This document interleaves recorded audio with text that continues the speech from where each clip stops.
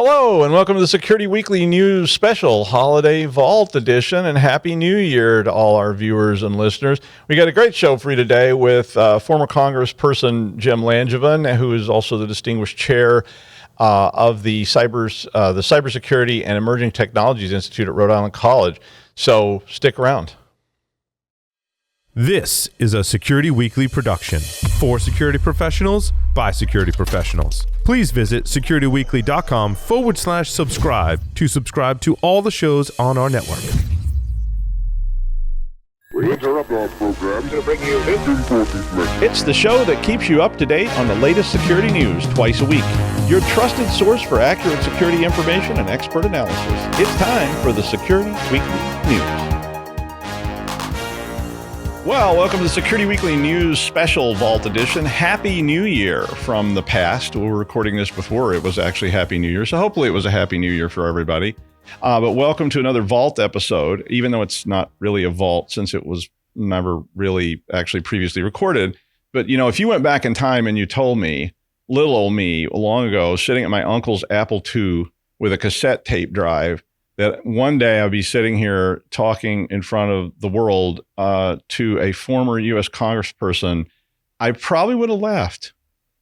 I would have thought, nah, it's probably more likely I'll be in prison or something. But I really am so pleased to once again welcome our former US Congressperson, Jim Langevin, who was a member of the Congressional Cyber Caucus, a DEF CON attendee, a general cyber enthusiast, and just all around great person. But Jim is now the distinguished chair of the Institute for Cybersecurity and Emerging Technologies at Rhode Island College. And this is a new entity that just got started. And I want to talk about that a little bit, especially in the context for other people out there who are interested in that kind of stuff and thinking about how can we do more about this. So welcome, Jim. It's great to have you here again. Doug, thank you. It's great to be on the program again. And I've enjoyed our collaborations on cyber over the years. And I'm glad the work continues for us. Yeah, I don't even know. I mean, like when the first time you and I got together, but it was a long time ago. I mean, it was when I'd first moved to Rhode Island and Ken Bell was developing computer crimes at the state police. And Rhode Island was being super crazy forward progressive, which I didn't expect when I moved here because it was a small state. And I thought, this is going to be different. But Ken was putting all that together. And somebody told me, they were like, you didn't realize our congressional representation was like running cyber in Washington. And I was like, really? And who is that? And they said, it was this House of Reps person. I was like, okay, that's different. And it was so shortly after that was the first time I actually talked to you about some of that. We were in a meeting or something and I was like, wow, this is cool. And thank you. Well, it's been an interesting journey, that's for sure. You say as running the cyber in Congress, sometimes I felt like I was the only one in Congress that was caring about the issue. And it was kind of like a lone voice in the wilderness back in 2007, 2008, when my real cyber journey began. But I could never have predicted how it had, all of this would have taken off. And now everybody's paying attention to cyber. Yeah. I'm grateful for attention. I'm just sorry that there's such a need for more cyber because of the hackers and the ransomware and attacks that have occurred in nation state. Interest in exploiting cyber vulnerabilities, and the list goes on. So, yeah, I mean, I was really surprised because I was used to Congress when I dealt with Congress back in the 80s and stuff. I was just so used to them being so far behind the curve, and it was so, I don't know, it made me feel really good when I was actually getting people from Congress and the Rhode Island delegation. The first person who ever called me was Sheldon Whitehouse, who's a senator from Rhode Island. And he asked me if I could write a white paper about something he was supposed to be in a meeting about. And I was like, wow, okay, yeah, that would be a good idea. And, and it just kind of went from there, but it was really exciting to see, the Rhode Island delegation being so forward in that. Yeah. That's a good point because right away, very early on, Sheldon Whitehouse got cyber. He understood how important it was. And here I am, I was helping to lead the effort on the House side. And Sheldon, without any convincing, he was doing it already on the Senate side. So, we were, fast collaborators on the issue. Sheldon had really just arrived in Washington as our new U.S. Senator. He was elected, 2006. So, he did a deep dive on it right away. So it's been a great collaboration with Sheldon over the years as well. It was. It was great. I mean, it was really refreshing to me just to see that, because I had dealt with it on the nuclear side from like military and all that from DOD and DOE. And they were always just seemed like so far behind, and you were always just trying to catch people up to what was going on. And all of a sudden, it was like in cyber, I was like, wow, I didn't expect that at the time. I thought that was really, really cool. And it was from Rhode Island. I was like, this is weird. I was like, I did not expect that when I first got involved in it. And it was really impressive. Planets were definitely lining up. You're the right place at the right time. Right? So No, you're right. It was absolutely true, because I actually came to Rhode Island because a friend of mine became the dean. And he wanted me to come here, and he said, we got to do something about CIS, which was computer information systems. And he said, what's the next thing that's going to be there? Not the thing that's already here. What's next? And I immediately said security, because I had been building security in Colorado. And at the time, nobody knew what it was. I mean, it was the same hard sell to the state. They were just like, who cares? But so that brings us to one of the reasons I wanted you to come on today, which was to talk a little bit about the Institute for Cybersecurity and Emerging Technologies. And I thought this was, a lot of schools have centers and things, but I was really interested in this because I saw it being funded by the state, and which meant the state had a further commitment to this, which again impressed me, because I was like, wow, here's a small budget compared to New York or somewhere, actually directing funds into this. And so I guess my first question about that was, what is it? I mean, I kind of know, but for the viewers, I was wondering if you could tell the viewers a little bit about what's going on there. Yeah. So great question. And first of all, it came about because there's a great need for trained cyber professionals to enter the workforce and do the jobs that right now are going unfilled. There's thousands in Rhode Island that go unfilled. There's hundreds of thousands nationwide that go unfilled in the field of cybersecurity, and we need to do more in this field. A lot of credit goes to President Jack Warner and Governor McKee, and then along with Speaker Chikachi and President Ruggiero and other members of the General Assembly that right away were ready to embrace creating this new institute for cybersecurity and emerging technologies at Rhode Island College. So that's really how it all started. President Warner had talked to me about it even when I was in Congress, and talking about this idea. We'd like to create this institute at Rhode Island College, and so we had several discussions, and I finally made the commitment after I left Congress to do this, create this center, and it's an important endeavor, and it's going to not only important for Rhode Island College, it's important for the state as a whole, and the effort of training more cybersecurity professionals. But it goes beyond that, of course, because it's not just cybersecurity. It's also training professionals in other fields of emerging technologies like AI, which is bursting on the scenes that, although AI has been around for a long time, with ChatGPT, now everybody understands what AI is or has a better understanding of it. We're all trying to figure out where this is going, of course, and we're in many ways uncharted territory about the potential for AI, but also the potential downsides of AI and how it could be misused, and we have to get our arms around that. As Gina Raimondo recently said, we're going to, after the president issued the executive order on AI, that in order to fully maximize the upside of AI, we've also got to limit the downside. Yeah, I think that's great. And I saw when I was first in Rhode Island, Kenny Bell, and everybody in Rhode Island knows Kenny Bell, who was a state trooper and an ex-Marine. And he was actually at state police building a computer crimes unit. And I had never seen this before. And when I moved somewhere, I always contacted like the local authorities, which in Rhode Island was state police, about, if you need help, call me, let me know. Because forever they didn't have any resources. And they started building that. And again, they were being very proactive. They were doing something that other states weren't doing, and then later used as a model for things that they were building in their own states. So my question about that is, do you think that this institute can become a kind of blueprint for other states to develop similar institutes, and do they need them? The answer is yes and yes. That certainly hope that it will be and I believe it will be a leader in the area of cybersecurity in the field of emerging technologies. But yes, I'd love to see this replicated in other states. And there's definitely a need. Now, there are other institutes on cyber, not only Rhode Island, but in other states as well. And as I say, the more the merrier, because we can't train enough professionals right now to meet the demand. So Rhode Island College surely cannot do it on its own.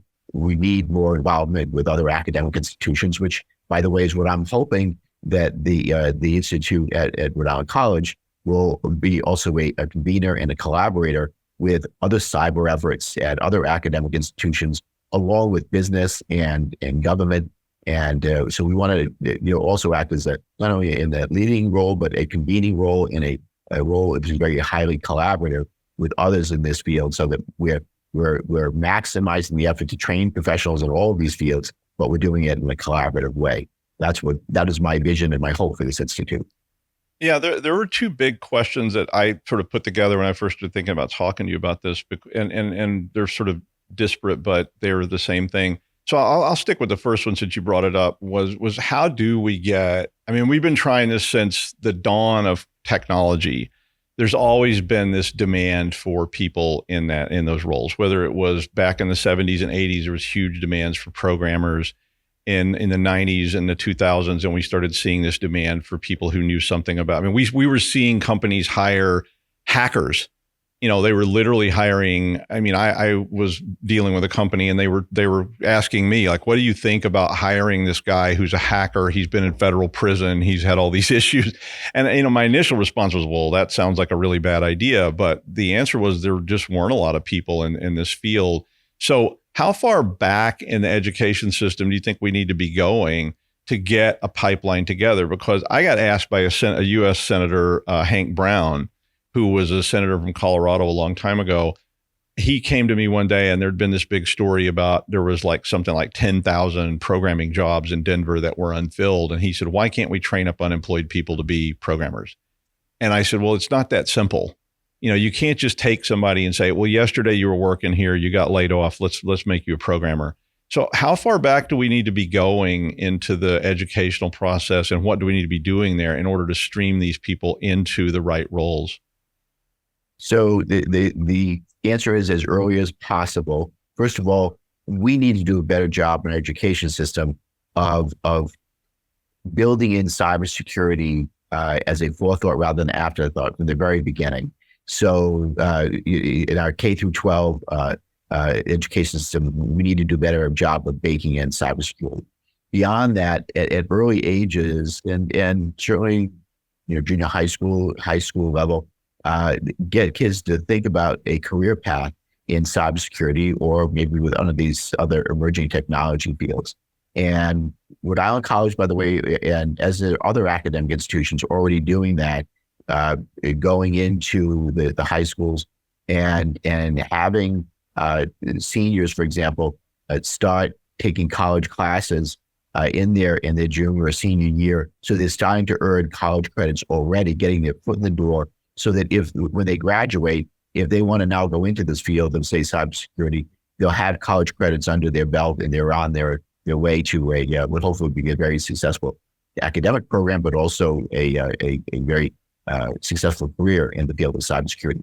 The trick is, and the challenge, the exciting part of this, is that these kids are growing up as digital natives. They understand technology, Doug, unlike ways that you and I would never perhaps understand, because it's intuitive for them. Well, I had to learn about cybersecurity and computers. I'm sure you probably had to do the same, although you were definitely way ahead of the curve in terms of understanding this stuff and understanding computers and so far better than I do.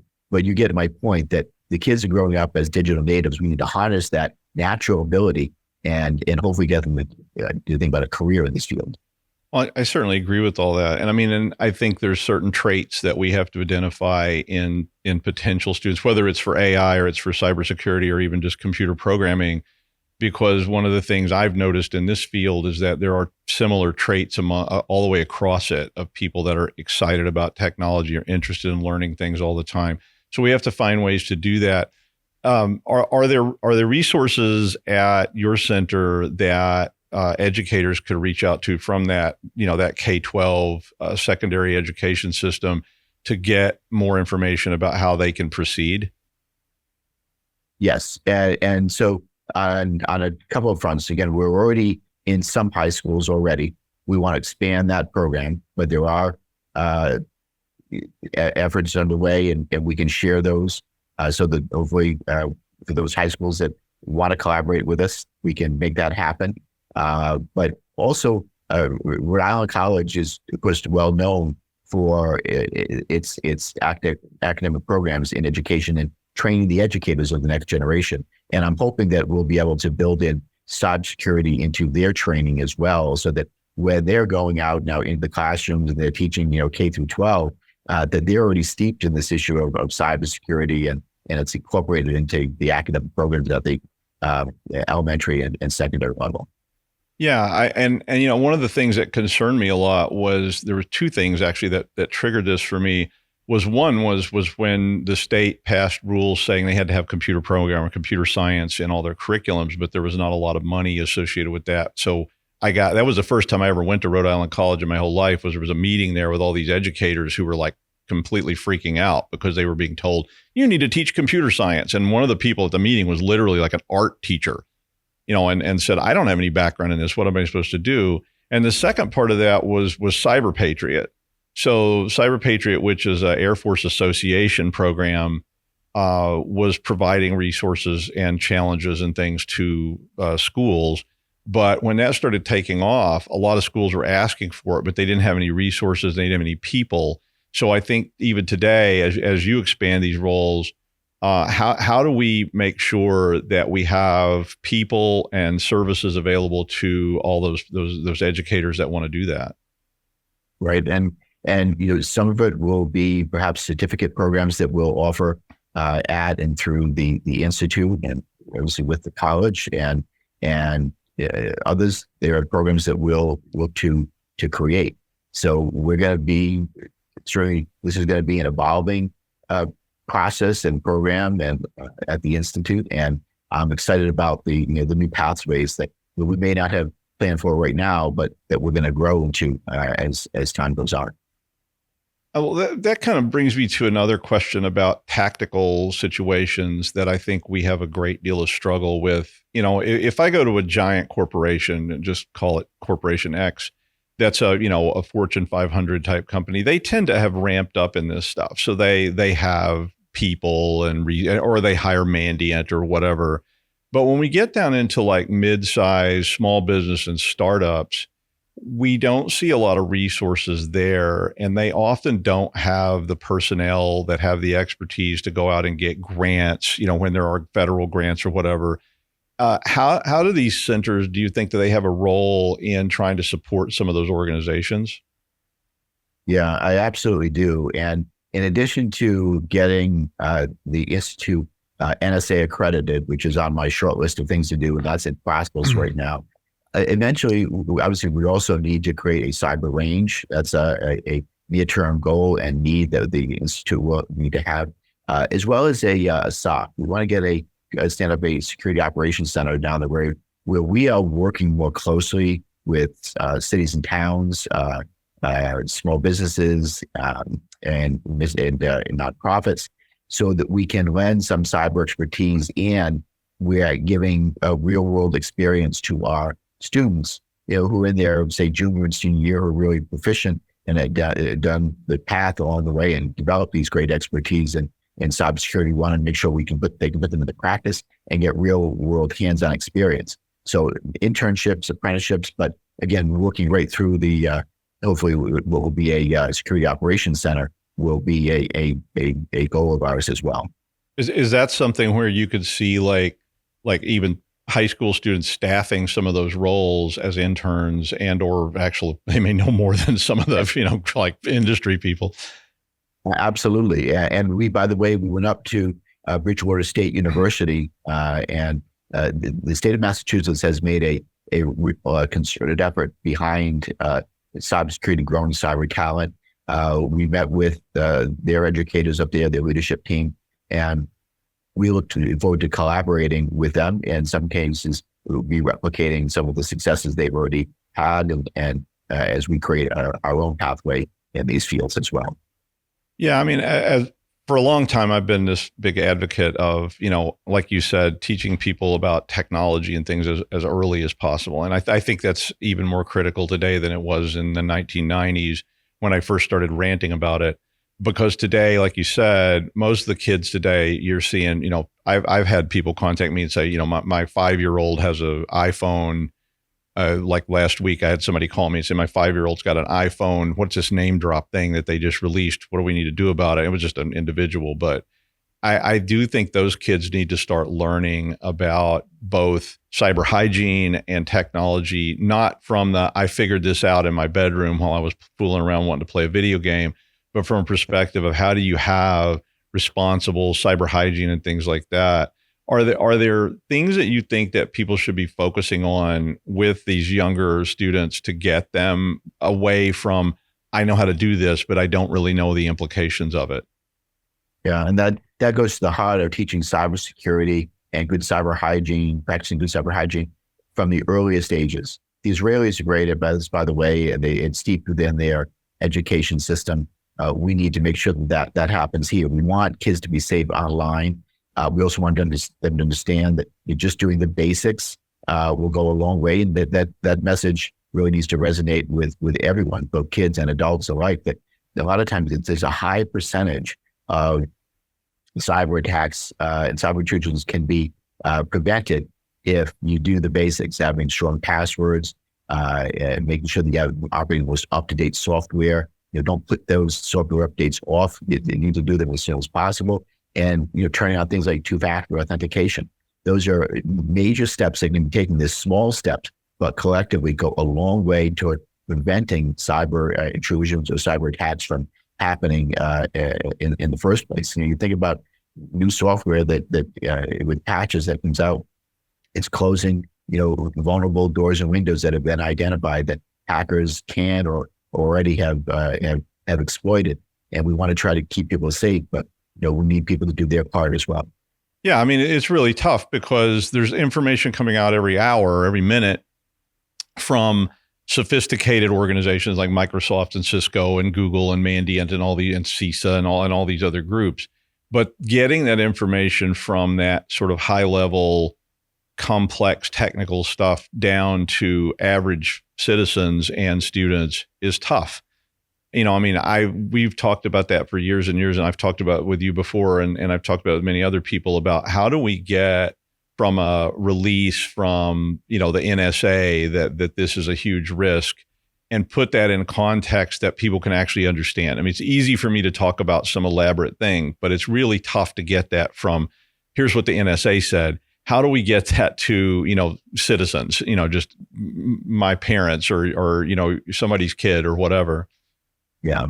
So, part of it is that I've long advocated for a strong public education campaign on cybersecurity. And this goes, to include AI security in that as well.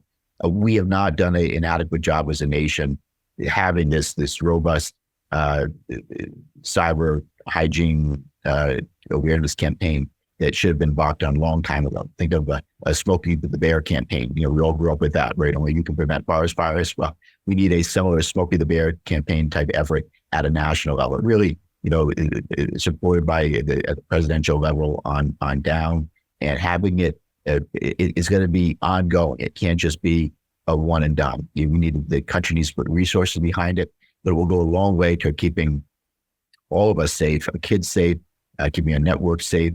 If we do that ongoing effort, but this is something that it does. We need to do this in concert with other things as well. But this is where it starts at the basic level, and certainly getting people to just pay more attention to find the security patches, updating the software as soon as possible.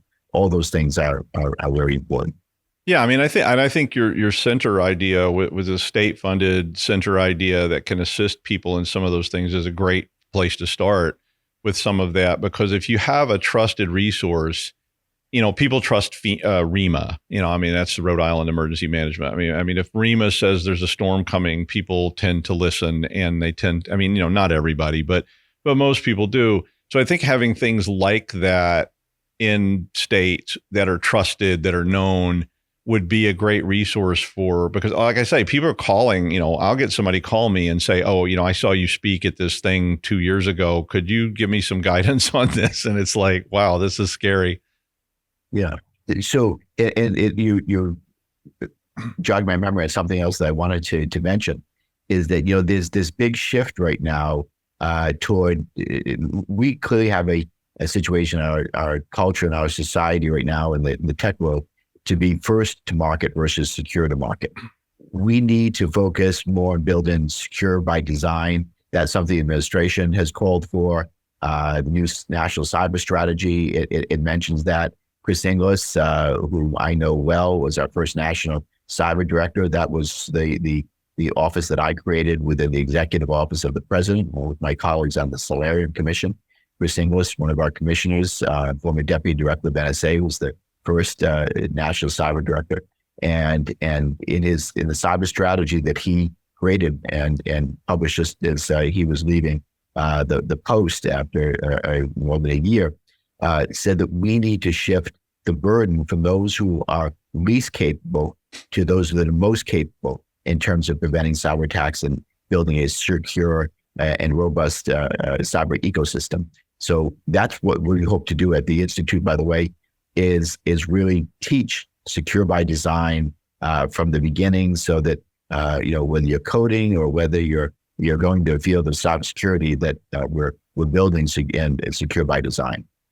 Do you think that there's classes that should be being offered in, say, like middle school, which I do, but I'll get your take on it, for those age kids, just to turn them into the adults of years from now who will have that expertise, and that will become a normal part of doing business. Just like, if you get out of your car in a certain place and you see a bunch of people hanging around an ATM machine with ball bats, you probably don't go over there and extract money in the middle of the night. But in cyber, we see people do things like that all the time because they just don't have that built-in perception of situational awareness. Yeah, you're making my case for me when I talk about how we need to build security in from the very earliest ages, the K through 12 level. That think about when just learning to code, we need to build in security into that those coding classes and that coding curriculum. So the more we can do that at the early ages, so that security is front of mind, first of mind, as opposed to an afterthought, we will all be better off. Yeah, I agree. I especially with regard to coding, which is something I have a lot of background in. And I know that when I was first a coder, there was never any focus on security. It was an unheard of thing, and it was about make it work. My people, my mentors were saying, I don't care how you do it, just make sure this prints correctly. And there was not even a thought. And of course, the time there was zero risk. There was nobody could access it except one or two people. But today, the whole world can put their hand in your pocket. Yeah, it's the whole challenge of the whole cyber ecosystem, right? The internet was never built with security in mind. It was this free and open architecture. Security was never a thought in the very beginning, and we've been trying to layer on security on top of that free and open architecture going forward, and it's been a real challenge. So we made progress, but we have a long way to go. Yeah, well, let me ask you about that too. One of the other things I was thinking about was supply chain, and supply chain scares me more than, some people are scared of AI. I'm more scared of supply chain because the supply chain is so long on, just if you pick up your phone and you turn on a GPS, you turn on Waze or something, you don't know who wrote Waze, who owns Waze. You don't know who made the chips in your phone. You don't know who the carrier is and the tower and all these things. There's so many components of it. They're so terrifying to me because I'm thinking, who built this? And the answer is very often a hostile nation state that is not a big friend of the United States. Yeah. Well, that's just right. Supply chain is something that keeps me up at night as well. You think of our military and supply chain security in our key weapon systems, and what a nightmare that is in terms of making sure that all components of key weapon systems are secure, from beginning to end. It's a daunting task, and so the Pentagon is doing it's called CMMC and cybersecurity risk modeling, and making sure that they have situational awareness about what supply chain is and how do we secure the supply chain. And then there's there are executive orders that come out, for example, SBOM, think of solar winds, and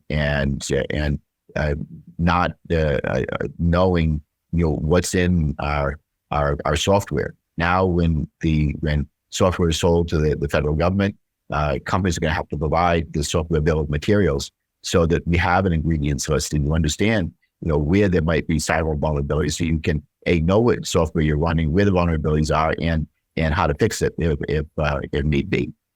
Yeah, I think that SBOM was one of the great things that I saw moving forward, because it was kind of like when they started labeling food products, and putting the ingredients on them, and you said, does that say cocaine? And people started getting concerned about what was in their foods and things like that, because since time immemorial, you bought a can of baked beans, you didn't know what was in it. It was just a can of baked beans. And when they passed those laws long ago, it was before my time, they started labeling things and you were going, wow, maybe I shouldn't eat this. And I think that's the same thing with SBOM. Yeah, precisely. At least what's in it. And there are some programs you don't want to run, which is too risky. But you need to be able to, know what's in it, to make those value judgments. Right. I completely agree. So one other question back to the people and your institute and so forth, because I know one of the missions of Rhode Island College is about underrepresented communities and things like that. And I know when I first started in this in 1977, I was 14 years old. I was in a room full of engineers who were all white, all male. And it was like that for a long, long time. And, I remember when I first met my first female computer science professor, I was like, wow, this is different. And now, in my classes, I do see more representation of women, more representation of minorities and people of color, but it's still not there yet. And so what are some specific things we need to focus on to reach those communities and get them into this fairly, it's difficult, right? I mean, you have to have equipment and it's easy to say, oh, just jump on the internet. You can start learning this stuff when you're 8 years old, but not everybody has access to those kind of resources.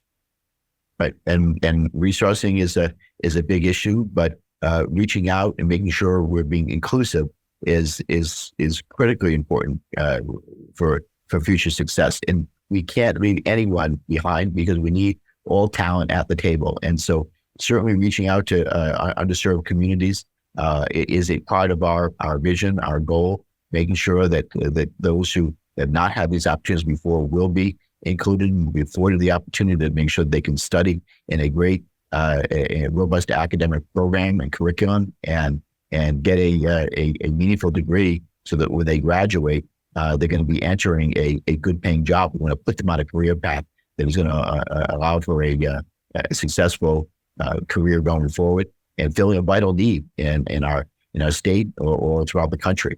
So we're excited about the future and including obviously working with underserved communities is an essential key component of what will be future success. Cool. Do you see like the biggest threats now? I mean, the threat surface has gotten so complex because it's no longer just nerd on nerd violence, which was what it was even in the 90s. It was me and some guy named Spock, 55 or something. And we all felt like we could fight each other. And it was just kind of behind the scenes. But today you got major nation states, building essentially digital armies. You've got hacking groups that have help desks. I always am amazed by these help desks. They have great customer service for your malware as a service, ransomware as a service. And, and they literally are providing rental malware to whomever wants to pay for it. Not to mention things like Pegasus, where you've got legitimate enterprises who are making software that can easily be used for illegitimate purposes to cause great harm. How do we start policing that kind of stuff? I mean, that's a really complex issue because it's not just a matter of the Rhode Island State Police go down and round somebody up. It's a matter of, oh, this came from Iran or this came from China.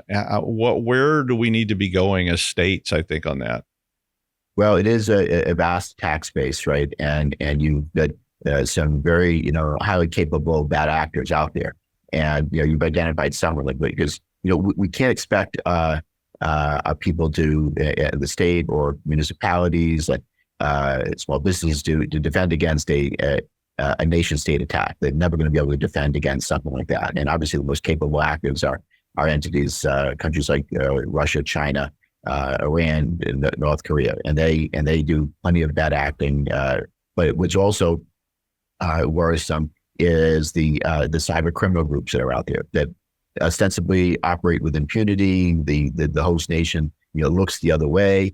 But looking inside Russia, for example, many of these hacking groups reside within Russia that carry out these ransomware attacks, and the Russian government is also happy to look the other way. But the implicit requirement of that then is that if the state comes knocking, they want you to perform some service, that you're going to do it, and that's why these groups are so dangerous. So that's why we're fortunate in that we have entities like NSA and US Cyber Command, which prevent which are our high-end operators that protect the nation in cyberspace from those highest end attacks and hopefully disrupt bad actors on multiple levels. But even they, because are challenged to defend against all attacks, and that's where again it comes back to everybody doing their part on the basics, so you don't invite the bad guys in, give them a foothold by clicking on a malicious link or an attachment that you don't know where it's from. You do things like having strong passwords and multi-factor authentication. Those will go a long way toward the bad actors getting a foothold in your networks. But obviously, raising awareness on all of this is really important going forward. It's a multi-pronged defense, multi-pronged approach that we need to take.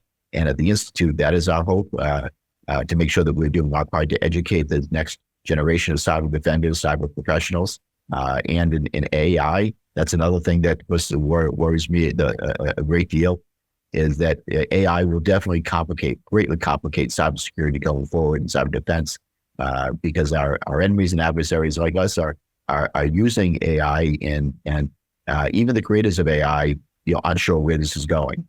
And there's a lot of upside, but there could be potential real downside. We can't limit that downside, but maximize the upside. Awesome.